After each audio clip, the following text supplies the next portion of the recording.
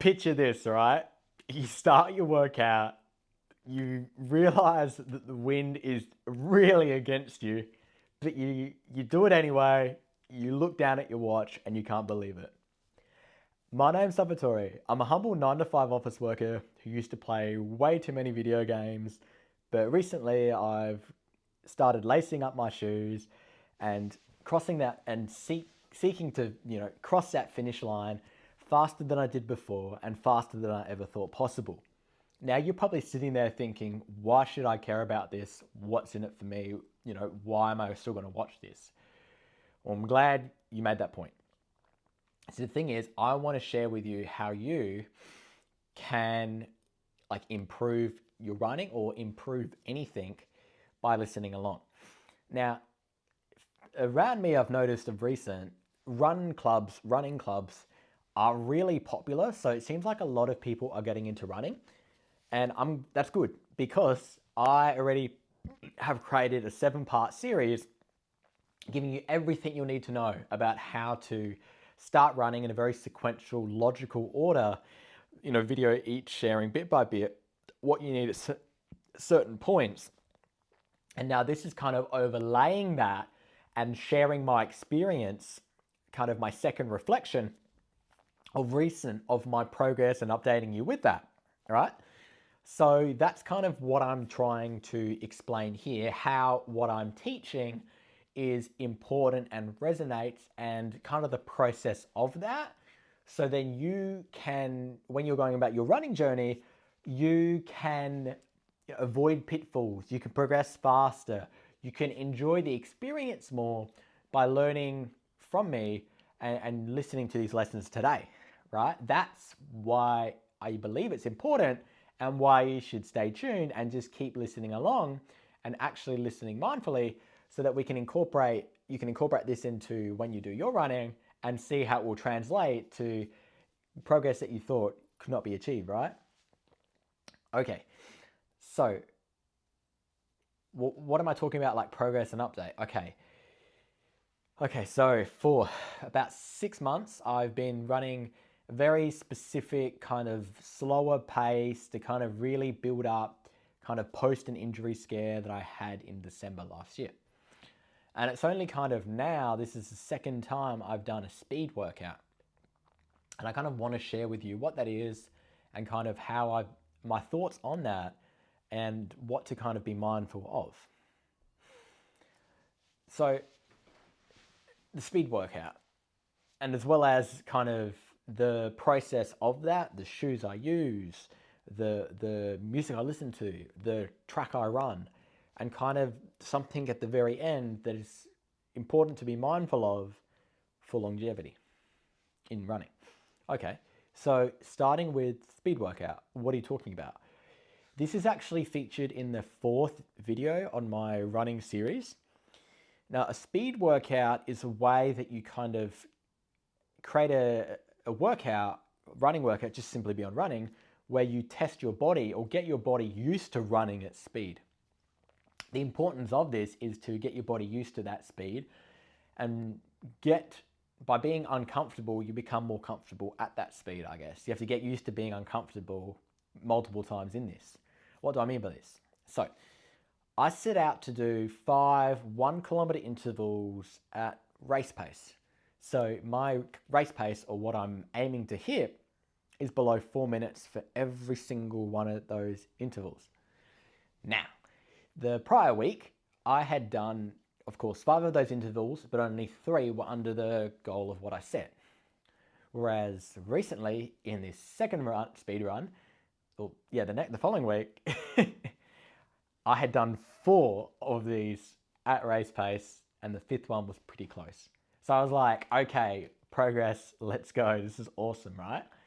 And it's kind of interesting, like that with the second run now and training at a slower pace for so long, I kind of thought progress of this nature would have taken more speed runs to actualize. But by being slower and having consistency in that discipline, builds you in ways that you wouldn't think is beyond what you would think is imaginable or what you can kind of realize at that point, right? Which is pretty cool. Okay, so that's like the speed, right? And I'll actually, I think in the thumbnail you'll be able to see, I'll put the time splits so you can see the actual speed itself, and it's pretty cool, right? So of course, between each interval, there's a rest recovery period of like, I go, I think 3 minutes, or was it 2? Maybe it is 2. I can't remember. I used to be 4, 5. I've kind of taken it down. And so like, okay, there's the speed, and then there's also the music element. Now, this is really weird because kind of previously, now this is the second time I've done it this year, but previously when I did this, I was starting to realize there was a type of music that I like listening to that would really help me get into this, stay focused, stay concentrated, and not feel so overwhelmed by the workout. And that's the song I'm about to share. And it's really funny. So, again, I used to play a lot of video games as a kid, and one of my favorite games was Final Fantasy X. So, this song is from that. If you can even call it a song, now it's called either The Wandering Flame, or Titus's Song. Now, well, the reason I say if you can even call it a song is because technically it sounds more like a meditation than anything. So, what I mean by that is it's very soothing, it's very relaxing, which you'd kind of think would be counterintuitive to what I'm trying to do, run really, really fast. But it's good because, I'll explain. The fact that it's so calming means that you can really be attentive to your body as you're going through the workout. It doesn't seem as hard. And the beauty of the song, because it's meditative, it kind of repeats in such a way that you're almost like in a trance, and really helps you to stay in and enter the zone, which is important for like concentration and athletic performance, which like people have talked about, many times in many different methods. If you look at, believe it's Flow by Csikszentmihalyi, in his book he talks about that in length. Athletes have it, people playing chess have it, musicians have it. It's a thing that is just amazing. And that's kind of what helped me get into that in the music. So at the warm-up, I'd play this song during the actual, interval, and I'd even have it playing during the rest period. I just put the song on loop, simple as that. And the beauty of this song being so meditative and relaxing is that when it comes to the rest period, you're actually able to concentrate more on your breathing and really recover, ready for that next bout, the interval, where you run again at that really fast pace. So that's kind of where I've started to realize that this type of music is really helpful for me to execute the speed workout, which is pretty crazy, right? Now, I said ritual. There's also the point of the shoes I use and the specific running track I take. Starting with the running track. The running track is very specific. It's one kind of big circle, and the whole length of it is almost a kilometer. Now, I say almost because if you kind of run more on the outer part of the paved path, it makes it closer to a kilometer than if you run on the inside, obviously. But the good thing about this is, the path is very simple. It doesn't have much up or downhill. The path is relatively safe. There's no potholes. It's very, clean. There's no fallen branches on it. It's well maintained. It's well lit. It's perfect for training, right? Other point about the path is it serves as a visual reminder. Now, what do I mean by this? Now, if I'm running a K at a certain pace, I know that when I get to that point over there that I see in the distance, I'm not looking at that now, but I know when I get to that, I'll be done and I can rest, right? That's what that serves as. It means that I'm not checking my running watch every couple seconds to say, okay, I can just focus on the actual workout, be in the zone. That's what this is about. So instead of thinking about, I have to turn left here, right here, go there, like I just simply have to run in like a big ass circle, right? Like how much easier is that than weaving and managing traffic and everything else? Like there's no traffic on this path. Sometimes there's other people walking or riding their bike, but they'll either go around you or you'll be able to see them. It's pretty safe, right? And then that takes me to the shoes. There's a specific type of shoe that I put on, the Nike Tempo Next Percent. I think you can still get these. I think they're almost or about to be discontinued or are. And the point is why I love these shoes. They force you to run fast because that's when these shoes are most alive. you kind of run slower in them, they don't really work and they're not as stable. But when you run fast, these are so stable, they're so safe. They've got this really wide platform. The rubber on the shoe is super grippy. It just makes you feel safe, and it makes you feel like you're really supported when you go and give that speed. So it's kind of like if you're doing a speed workout, you want to use a shoe that's more conducive for running at speed. And it looks really cool as well. So, bonus points for that as well, right? So I love using that shoe. And that kind of gets me in the state.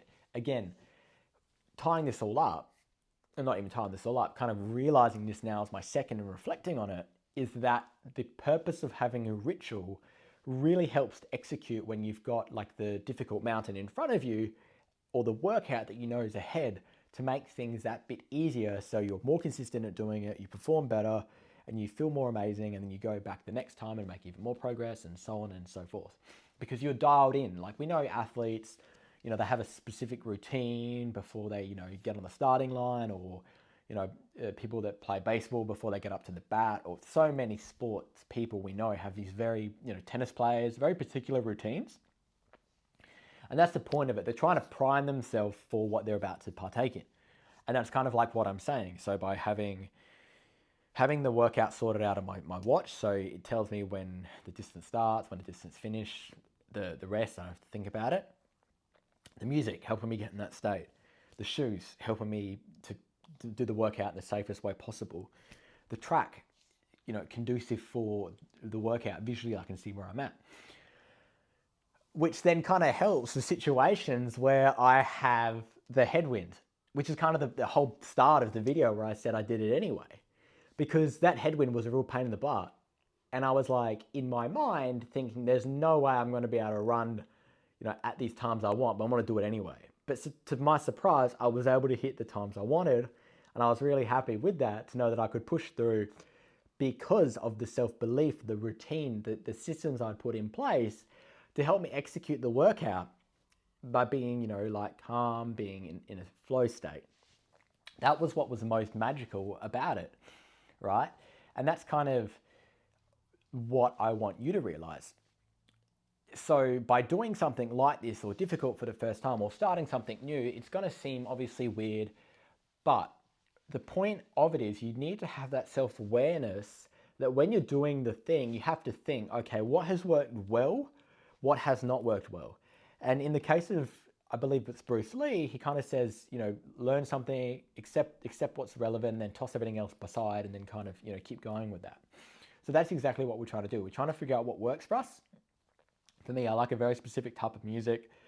If I listen to anything else for this type of workout, it's got to be more difficult because it's more noisier up in my head, and I can't really concentrate on the breathing. I'm not in tune to my body. I can't really feel and listen to how my feet hit the ground. You know what I mean?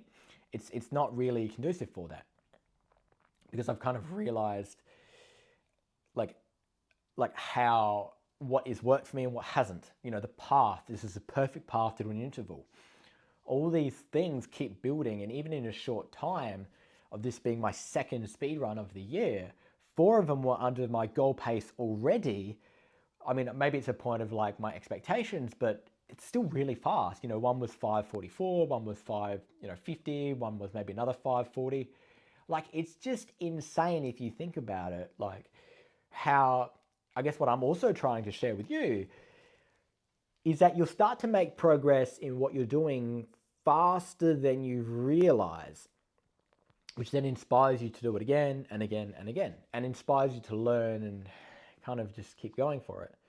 Now, if I kind of ended it here, that would be quite a happy ending, but I kind of want to share one other thing that's kind of been on my mind, and why I've taken so long to get into these speed runs. See, like I said before, I had a bit of an injury scare in December 2023. So basically what happened was so there's like the main bone in your leg below the knee on my right foot. So there's a bone on the side of that. That bone, it was starting to get agitated by the muscle, which is kind of somewhat conducive to a shin splint eventually happening, but it was kind of the starting stage of that. So of course, me getting back into the speed workouts made me scared about the load I was putting on my body.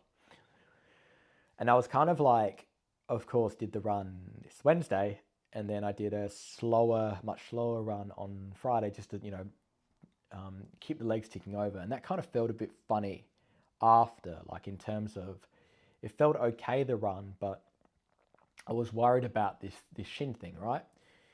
And that kind of takes us to today, where I've just watched like a rehab video on like how to strengthen the particular muscles in there, and how that will really help to mitigate and kind of ensure or protect in a better way, and really ease that pain on the shin because you're strengthening yourself. So by kind of taking the patience to do the slower runs, eventually introducing the speed runs, but then also potentially now on the daily practice incorporating the feet or the foot exercise, which I'll share in the future. The more I do this, really helps to again get you into that ritual and get you to show up. Because the most probably frustrating thing that I haven't mentioned is, in making this progress, there's nothing worse than having to stop all the progress and start all the way at the beginning. Like, because you just want to keep getting better and better and better and better, and it's quite addicting, and you feel amazing. You don't want to really stop unless, of course, like you absolutely have to, right? And you kind of want to avoid situations like that, because then you're further away from your goals and it takes longer and so on and so forth. You want to consistently get better in such a way that's safe, sustainable, and like, best for your body, which is kind of where I wanted you to be mindful of. So like, that's why I want to share with you, when you're running, you want 80%, or what I've incorporated, 80% of your runs to be slower than what you'd normally want to go out and do. Because the point of that is, you're trying to build the fitness, you're trying to build conditioning, you're trying to, if you want to go frequently for runs, you have to go, obviously you build that up, you have to go at a certain pace.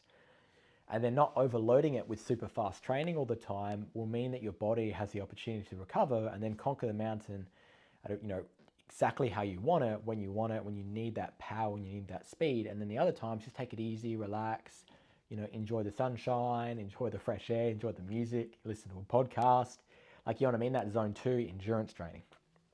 That's why I wanted to share for the second update of my speed workouts today with you, and how I was able to, of course, conquer the mountains and conquer the life in the process. You want to follow along, Strava, it's free, follow me, it's awesome. And follow each other, help each other out, give kudos, conquer mountains, conquer life.